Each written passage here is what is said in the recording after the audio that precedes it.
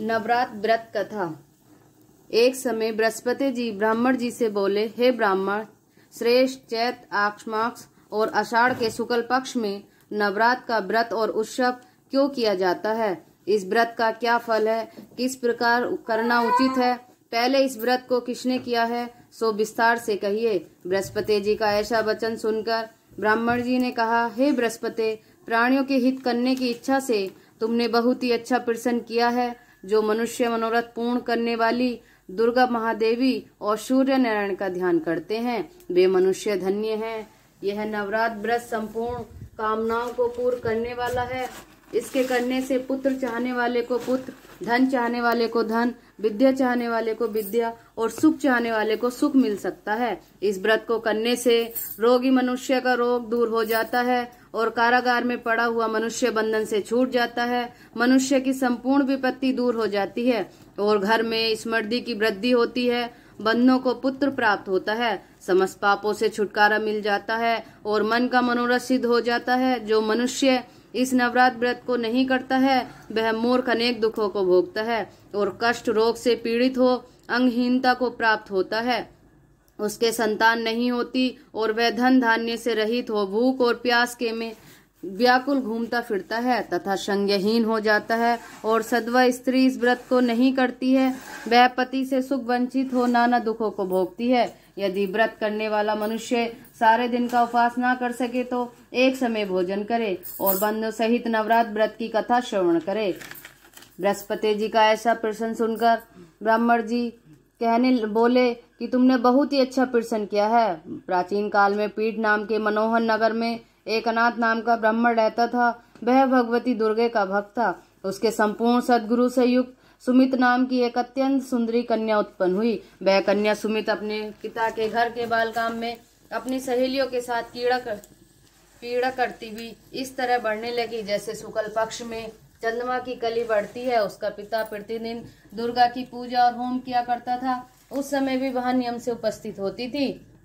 एक दिन सुमित सखियों के साथ खेलने लग गई और भगवती के पूजन में उपस्थित नहीं हुई। उसके पिताजी को पुत्री की ऐसी असावधानी देखकर क्रोध आया और पुत्री से कहने लगा, हे दुष्पुत्री, आज तूने भगवती का पूजन नहीं किया, मैं किसी कुष्ठ और दृश्य मनुष्य के साथ तेरा विवाह करूंगा। पिता का ऐसा वचन सुनकर सुमित को बड़ा दुख हुआ और पिता से कहने लगी, हे पिताजी, मैं आपकी कन्या हूँ, मैं आपके सब तरह से अधीन हूँ। जैसी आपकी इच्छा हो वैसा ही करो। राजा से, कुष्ठ से अथवा किसी और के साथ मेरा विवाह कर सकते हो, पर होगा वही जो मेरे भाग्य में लिखा है। मेरा इस पर पूर्ण विश्वास है। जो जैसा कर्म करता है उसको कर्मों के अनुसार वैसा ही फल प्राप्त होता है, क्योंकि कर्म करना मनुष्य के अधीन है पर फल देव के अधीन है। जैसे अग्नि में पड़े हुए तृणादि उसको अधिक प्राप्ति कर देते हैं, इसी प्रकार कन्या के निर्भरता से कहे हुए वचन सुनकर उस ब्राह्मणी ने क्रोधित हो अपनी कन्या का विवाह एक कुष्ठ के साथ कर दिया और अत्यंत क्रोधित हो पुत्री से कहने लगा, हे पुत्री, अपनी कर्मों का फल भोगो। देखे केवल भाग्य भरोसे रहकर क्या करती है।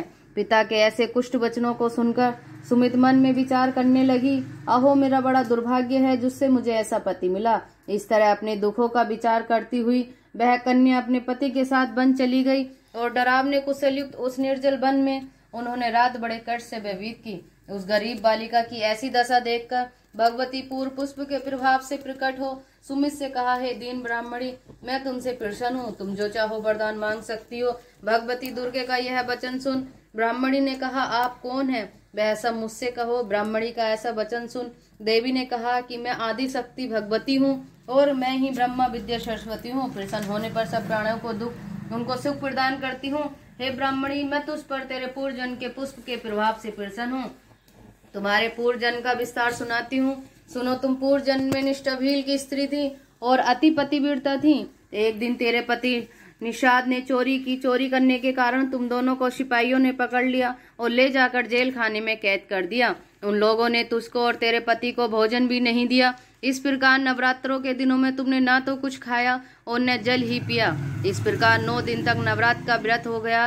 हे ब्राह्मणी, उन दिनों में जो व्रत हुआ इस व्रत के प्रभाव से प्रसन्न होकर तुम्हें मनवांछित वर देती हूँ, तुम्हारी इच्छा हो सो मांगो। इस प्रकार दुर्गा के वचन सुनकर ब्राह्मणी बोली, अगर आप मुझ पर प्रसन्न है तो हे दुर्गे, मैं आपको प्रणाम करती हूँ, कृपा करके मेरे पति का कोढ़ दूर करो।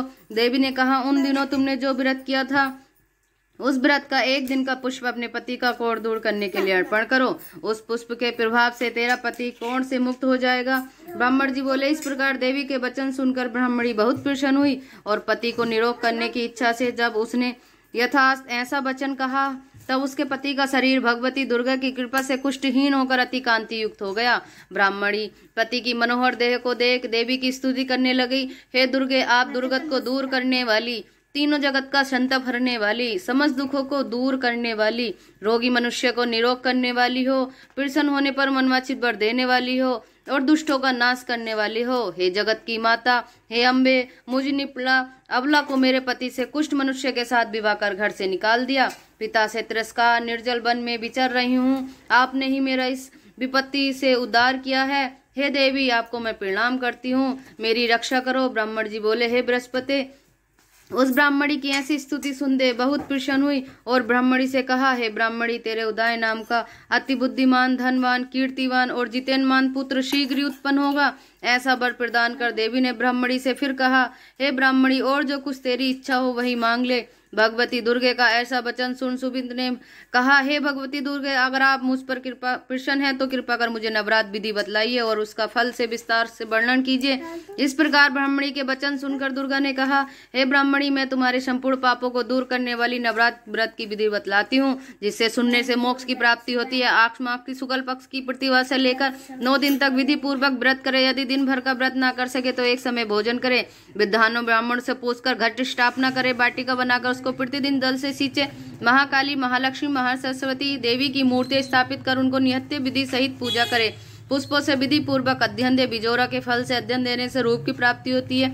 जायफल से केदार दाग से कार्य की सिद्धि होती है। आंवले से सुख और केले से भूषण की प्राप्ति होती है। इस प्रकार फलों से अर्थ देकर व्रत समाप्त होने पर 90 दिन यथाविधि हवन करे। खांड, घी, गेहूं, शहद, जौ और तिल, बेल, नारियल, दाक और कदम, इनसे हवन करे। गेहूं से होम करने से लक्ष्मी की प्राप्ति होती है। खीर से एवं चंपा के पुष्पों से धन और पत्तों से तेज और सुख की प्राप्ति होती है। आंवले से कीड़ा और केले से पुत्र, कमल से राज सम्मान, दाकों से सुख संपत्ति की प्राप्ति होती है। खांड, घी, नारियल, शहद, जौ और तिल तथा फलों से होम करने से मनवांछित वस्तु की प्राप्ति होती है। व्रत करने वाला मनुष्य इस विधि विधान से होम कर आचार्य को अत्यंत नम्रता के साथ प्रणाम करे। यज्ञ की सिद्धि के लिए उसे दक्षिणा दे। इस प्रकार बताए हुए विधि के अनुसार जो व्यक्ति व्रत करता है उसके सब मनोरथ सिद्ध होते हैं। इसमें तनिक भी संदेह नहीं है। इन 9 दिनों में कुछ दान आदि दिया जाता है, उसका करोड़ गुना फल मिलता है।